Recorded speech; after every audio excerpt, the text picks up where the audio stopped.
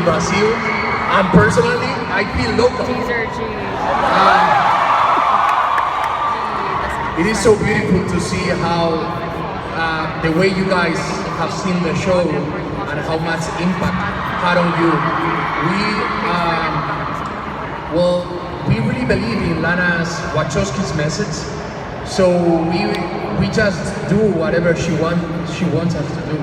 So we jump without hesitation, and the best gift that we can have is this beautiful love from you. So muchísimas gracias, obrigado.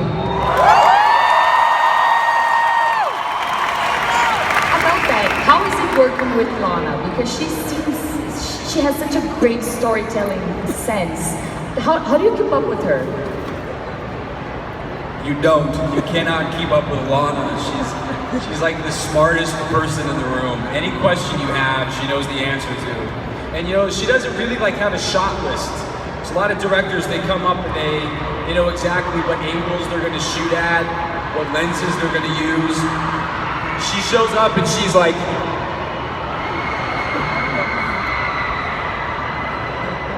okay. And then she'll just go from there, and she makes it up as she goes along. I've never seen anything like it. I don't know, what about you guys? I just think that creatively it's extremely satisfying because Lana's style is to have as much variety as possible in a scene, and so there is no amount of preparation that you can go in with because she will still ask you to surprise her with more. So you basically learn your material, you learn your lines, and then you go in to shoot the scene as open and free as possible, because based on her mood, based on the environment, based on the other actors, she can ask you to play a scene in different moods. Sometimes you're happy, sometimes it's melancholic, sometimes you're depressed. You know, she can try different energies out, and on the edit table she'll decide which one to use. So the sort of you have to be extremely alert, and you have to know your character really well to be able to play it those many different ways. So as an actor, it gives you that much more freedom because there are no rules, and Sense8 being a concept that is new and has no rules gives you that much more freedom to play around with it. In addition to that, I think Lana hates rehearsals, so we're taking from the word go, and so you have to be on your feet all the time. So it's a very different experience. It's challenging and it's extremely rewarding as well. And like he said, she's crazy genius. There is no way you can ever imagine what she has in her head. So you kind of just submit yourself to her and then hope for the miracle that she delivers at the end.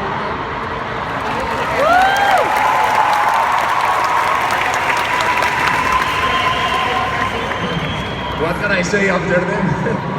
they have said it all. Yeah, one of the things that I find interesting is that she doesn't like rehearsals.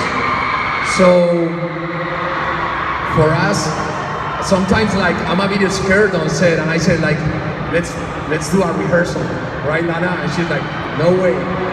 So yeah, we just have to go there, and she likes to give.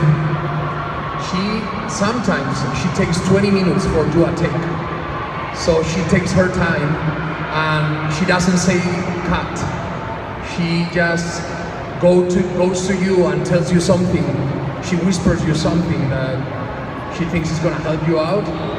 And like this, 1, 2, 3, as many times as needed. So it is very interesting. Also, the sort of actor that Miguel is, if he wants a rehearsal, he'll get it. So he'll come to your room at 6 in the morning and make sure you rehearse with him till 7:30 in the morning before you report to set. So he's a dedicated guy, he knows what he wants.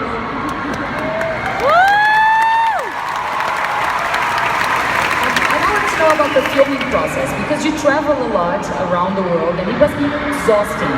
How is it to deal with that schedule, and how do you how do you keep cheerful like you are right now? Well, I was really lucky this year because I got to look really sick the whole time. I mean, they were painting like bags under my eyes, and I had this big old nasty beard, and my hair was all over the place, and I lost like 15, 20 pounds. I mean, I looked like crap.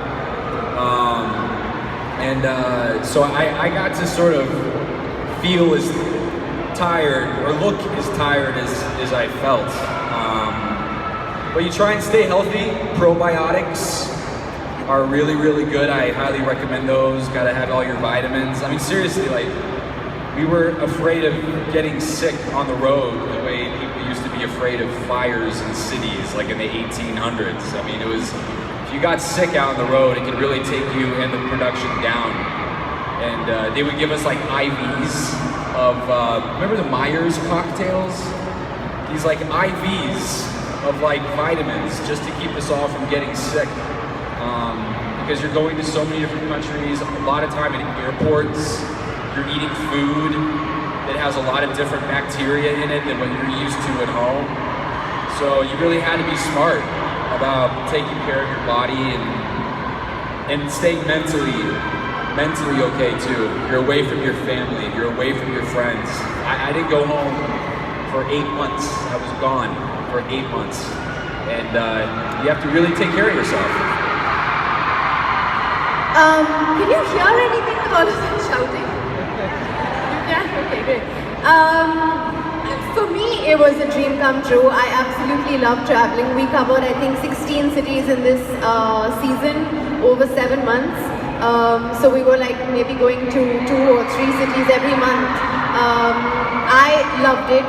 The problem with it was that we were also working, and I kept saying to Lana that we need more free time. The purpose of my traveling is to go out and do my shopping and my sightseeing. You're giving me too much work, I need more free time. So it was a joyride to be able to go to the number of places. We covered, I think, 5 continents. Got we had enough off time to like explore. We were also working. When we were working, we were shooting in locations that are, absolutely incredible. We shot at Brandenburg Gate with a crowd of, I don't know, 100,000 people, maybe on New Year's Eve. We've shot during the Brexit thing that happened in London. We were in London at that time. We've witnessed so many things in those 7 months. That's surreal. It's what some people would experience over 5 years. We saw it all in 7 months. So it's a rare opportunity, and I completely lapped it up because I think it's once in a lifetime.